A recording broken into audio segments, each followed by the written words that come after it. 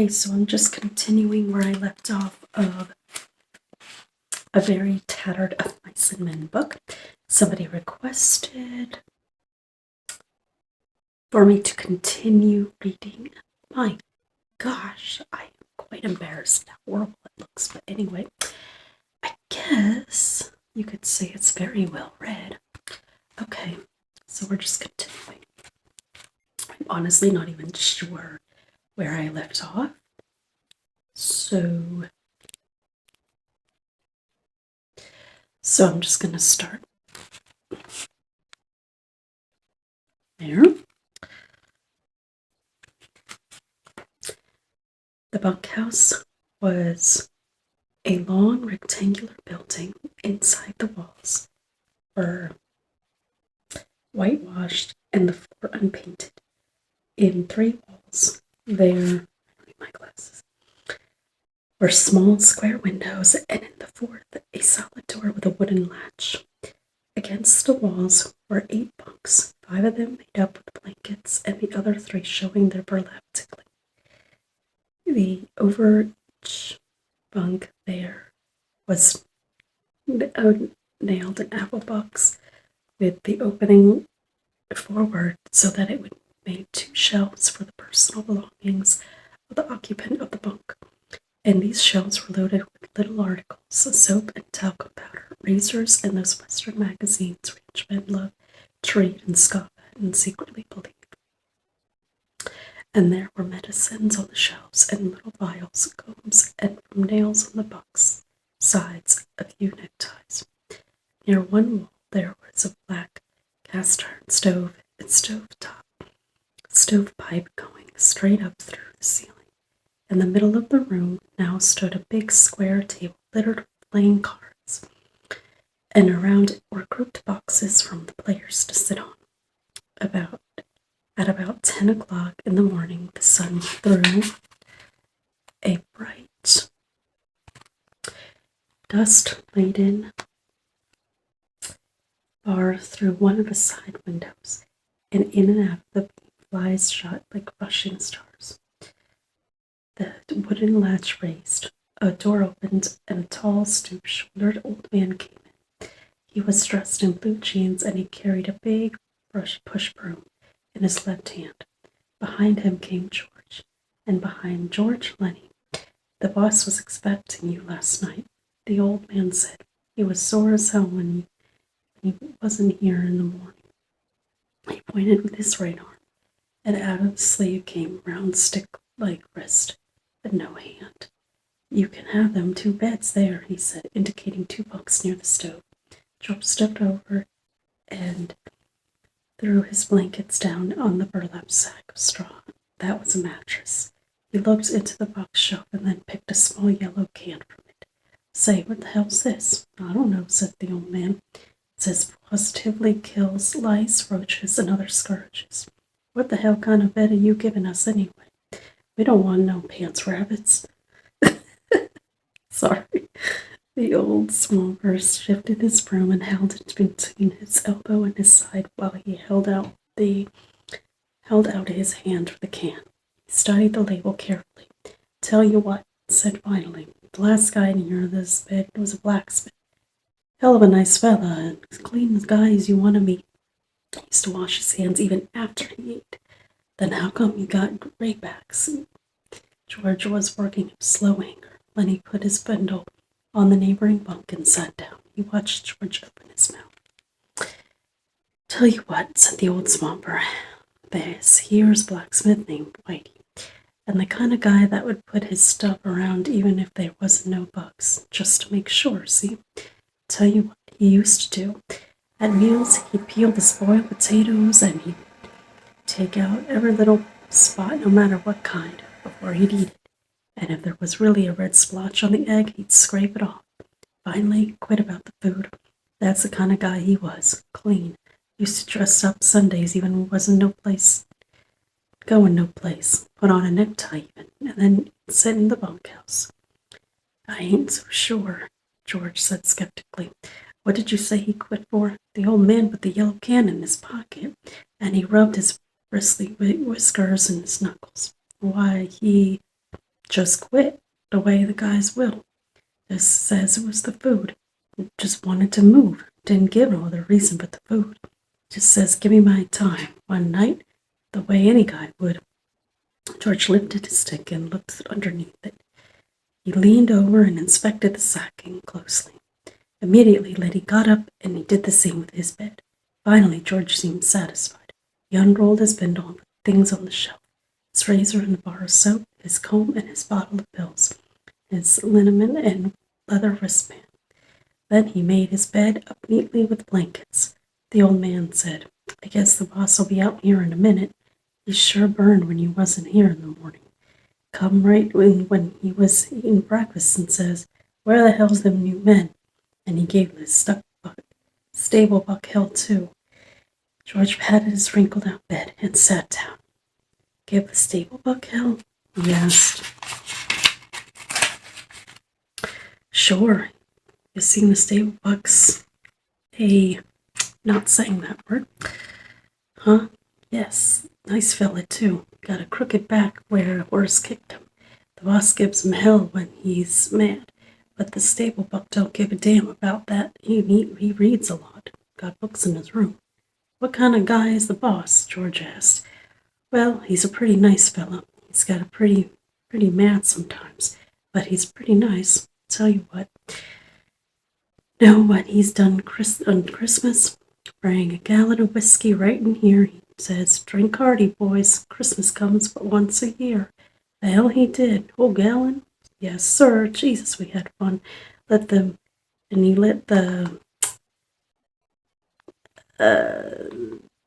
stable Buck in that night, too. Little Skinner named Smitty took after him. Done pretty good, too. The guys wouldn't let him use his feet, so he got him. If he couldn't use his feet, Smitty said he would have killed him. The guys said on account of his crooked back, Smitty can't use his feet. He paused in relish over the memory. After that, the guys went into Soledad to raise hell. I didn't go in there. I ain't got the no more. Lenny was finishing making his bed. The wooden latch raised again and the door opened. A little stocky man stood in the open doorway. He wore blue jean trousers, a flannel shirt, a black unbuttoned vest, and a black coat. His thumbs were stuck in his belt on each side of a square steel buckle. On his head was a soiled brown Stetson hat, and he wore high-heeled boots and spurs to prove he was not a laboring man. Old Swamper looked quickly at him, and then shuffled in the door, rubbing his whiskers. With his knuckles, he went. Viv, I'se just come, he said, and shuffled past the boss and out the door. The boss stepped into the room with short, quick steps of a fat-legged man. I wrote Murray and Reddy. I wanted 2 men this morning. You got your work slips? George reached into his pocket and produced the slips and handed them to the boss. It wasn't Murray and Reddy's fault. It says right here on the slip that you was supposed to be here this morning. George looked down at his feet. Bus driver gave us a bum steer. He said, we had to walk 10 miles. He said, says we was here and we wasn't. We couldn't get no rides this morning. The boss squinted his eyes. Well, I had to send out the grain teams short 2 buckers. Won't do any good to go out till after dinner. He pulled his time book out of his pocket and opened it where a pencil was stuck between the leaves. George scowled meaningfully at Lenny, and Lenny nodded to show that he understood. The boss licked his pencil. What's your name? George Milton. And what's yours? George said. His name's Lenny Small. The names were entered into the book.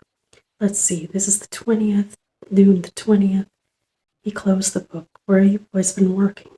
Around weed, George said. You too? To Lenny. Yeah, him too, said George. The boss pointed a playful finger at Lenny. He ain't much of a talker, is he? No, he ain't, but he's sure as hell a good worker, strong as a bull. Lenny smiled to him. Strong as a bull, he repeated.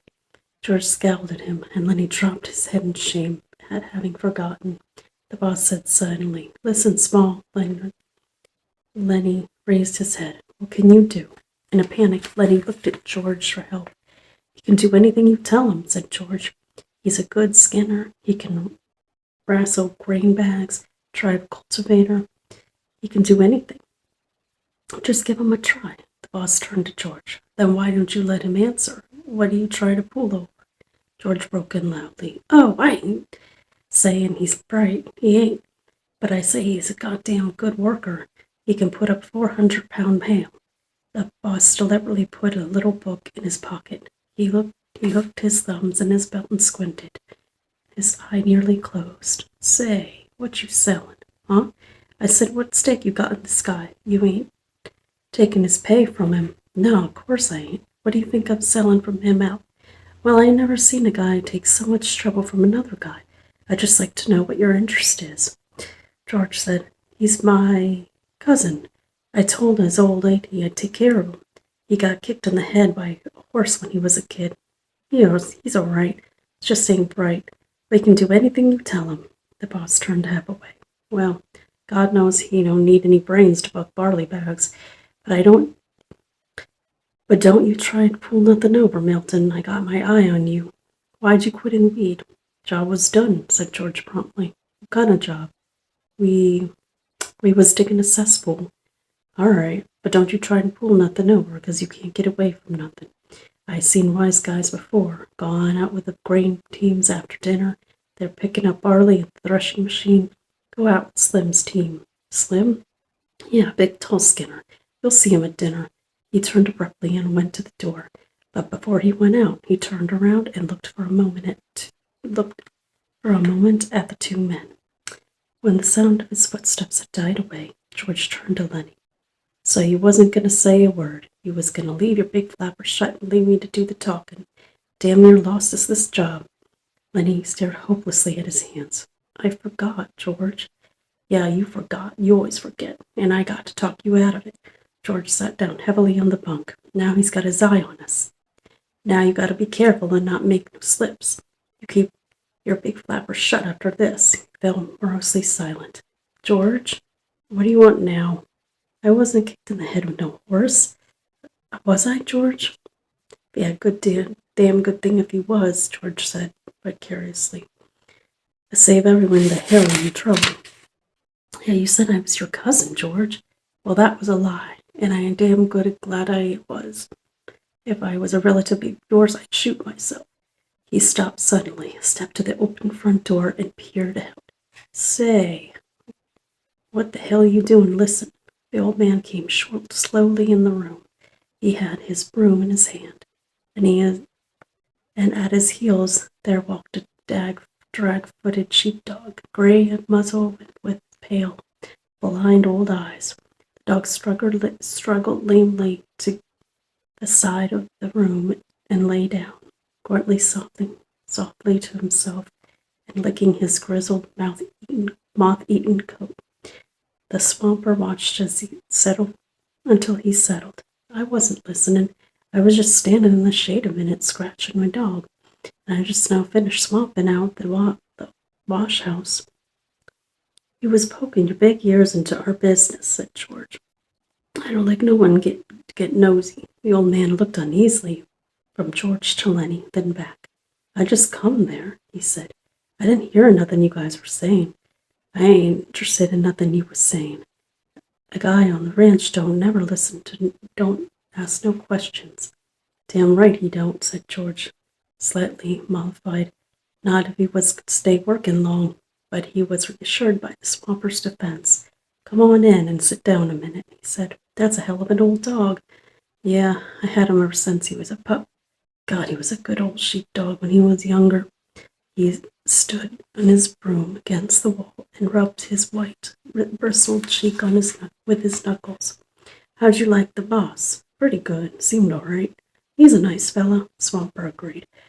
You gotta take him, right? At that moment, a young man came into the bunkhouse, a thin young man with a brown face, his brown eyes with his head of tightly curled hair. He wore a work glove in his left hand, and like the boss, he wore high-heeled boots. See my old man? He asked. Swamper said, he was just here a minute ago, Curly. Went over to the cookhouse, I think. I'll try to catch him, said Curly. His eyes passed over the new men as he stopped. He glanced coldly at George and then at Lenny. His arms gradually bent at the elbows and his hands crossed close his fists. He stiffened and went right into the slight crouch. His glance was once calculating and pugnacious. Lenny squirmed. Under the look, he shifted his feet nervously. Curly shifted gingerly close to him. You the new guys the old man was waiting for? We just come in, said George. Let the big guy talk. Lenny twisted with embarrassment. George said, Suppose you don't want to talk. Curly lashed his body around. By Christ, he's got to talk when he's spoke to. What the hell are you trying to get in for? We traveled together, George said coldly. Oh, so that's the way it is. George was tense and motionless. Yeah, that's the way. Lenny was looking helplessly at George for instruction. And you won't let the big guy talk, is that it? He can talk if he wants to tell you anything. He nodded slightly to Lenny. He was just come in, said Lenny softly. Curly stared levelly at him. Well, next time you answer when you're spoke to. He turned toward the door and walked out. His elbows were still bent out a little. George stepped up. George watched him out and then turned back to the swamper. Say what the hell he's got on his shoulder. Lenny didn't do anything to him. The old man looked cautiously at the door to make sure no one was listening.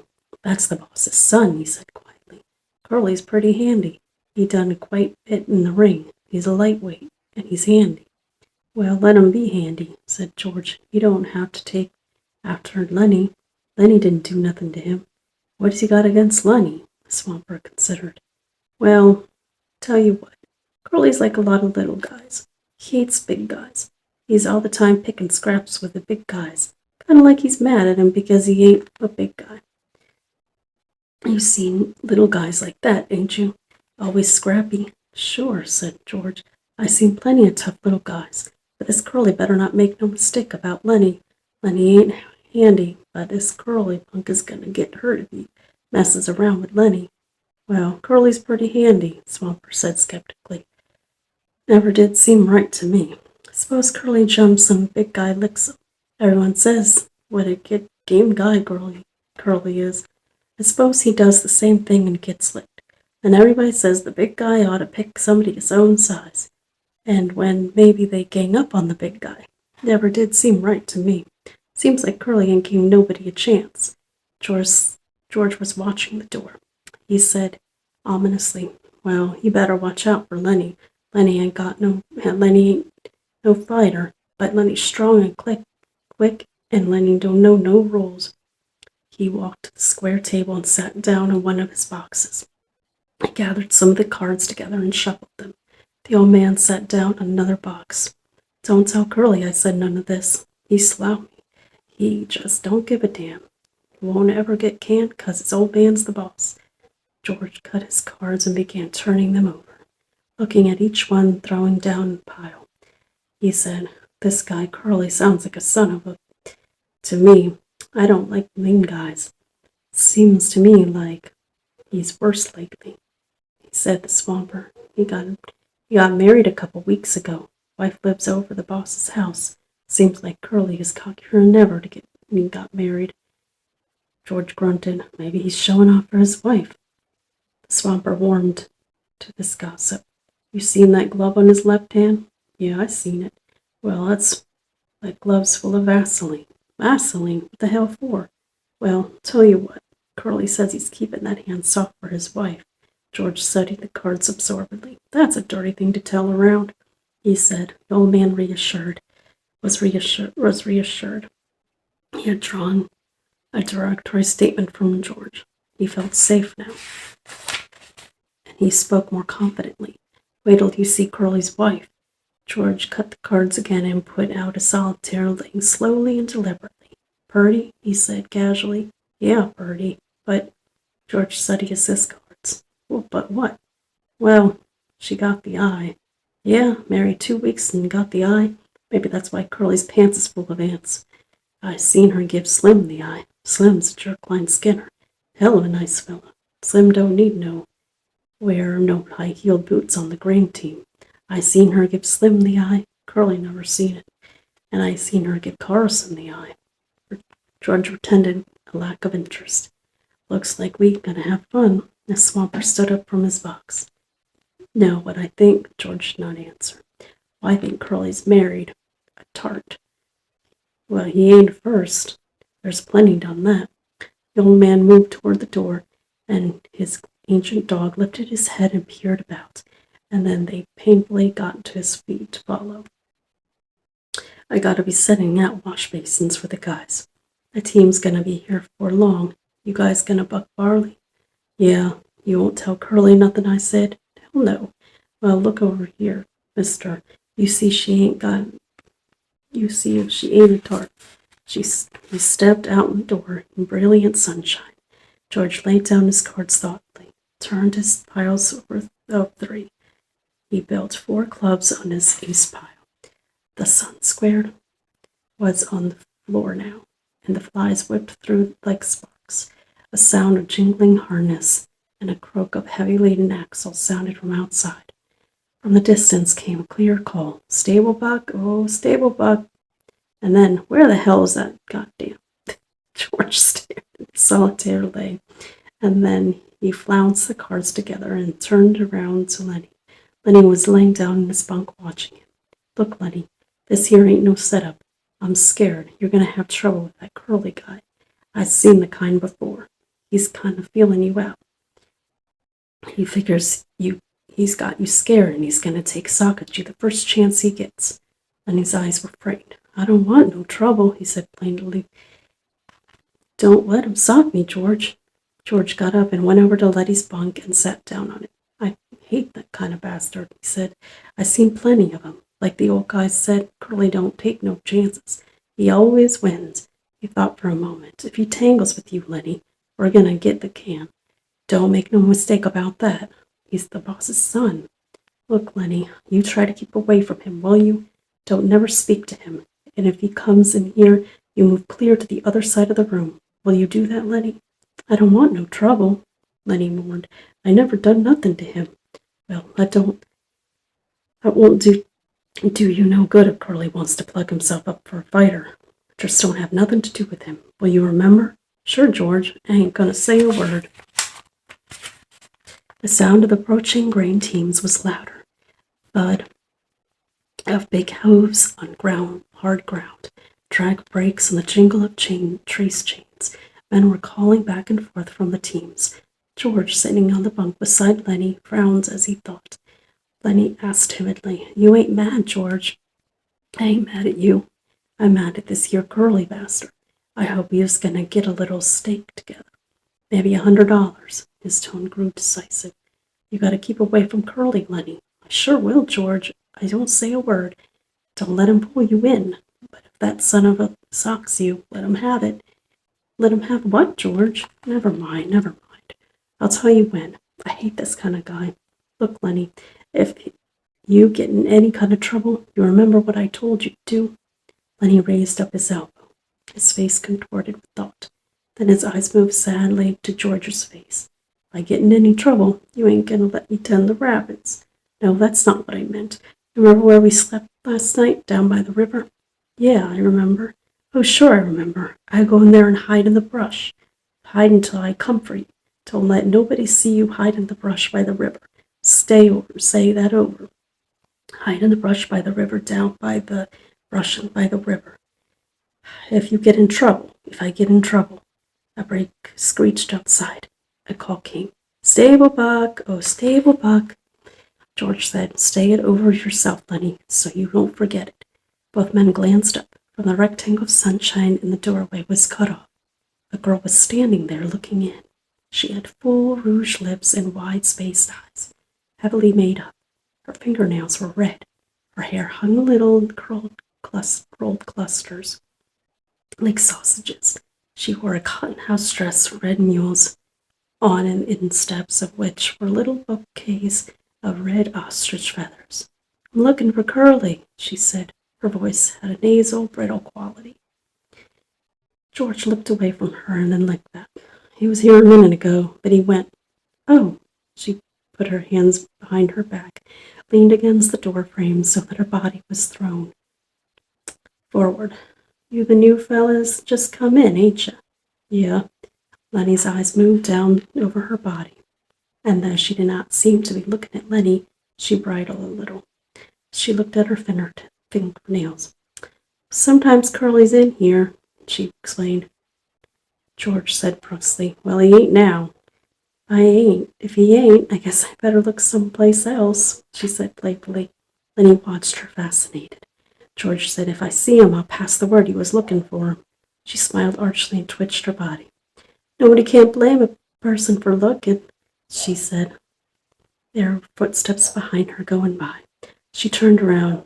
Hi, Slim, she said. Slim's voice came through the door. Hi, good looking. I'm trying to find Curly, Slim. Well, you ain't trying very hard. I seen him going in your house. She was suddenly apprehensive. Bye, boys, she called into the bunkhouse, and then she hurried away. George looked around at Lenny. Jesus, what a tramp, he said. So that's what Curly picks for a wife? She's purty, said Lenny defensively. Yeah, and she's sure ain't hiding it. Curly got his work ahead of him. Bet she clear out for $20. Lenny still stared at the doorway where she had been. Gosh, she was pretty. He smiled admiringly. George looked quickly down at him, and then he took him by the ear and shook him. Listen to me, you crazy bastard, he said fiercely. Don't you ever even look at that. I don't care what she says and what she does. I seen him poisoned before, and I never seen no piece of jailbait worse than her. You leave her be. Lenny tried to disengage his ear. I never done that, nothing, George. Well, you never. Then when she was standing in the doorway showing her legs, he wasn't looking the other way neither. I never meant no harm, George. Honest, I never. Well, you keep away from her, 'cause she was a rat trap if I ever seen one. You let Curly take a rat. He let himself in for it. Glove full of Vaseline, George said disgustingly. I bet he's eating raw eggs and right into the patent medicine houses. Lenny cried out suddenly. I don't like this place, George. This place ain't no good. I want to get out of here. We ain't gonna keep it up till we get a stake. We can't help it, Lenny. We'll get out as just soon as we can. I don't like no better than you do. Well, he went back to the table and he set out a solitaire hand. No, I don't like it, he said. For 2 bits, I'd shove out of here. If we can just get a few dollars in the poke, then we'll shove up the American River and pan gold. We can make maybe a couple dollars a day there. We might hit the jackpot. Or pocket. Okay, I'm going to end it here. I'm going to keep my space if anyone is interested in me continuing to read. I'm not even sure where I got this from, but it is well worn and tore up. Anyway, thank you for reading with me. I will see you guys in the next one.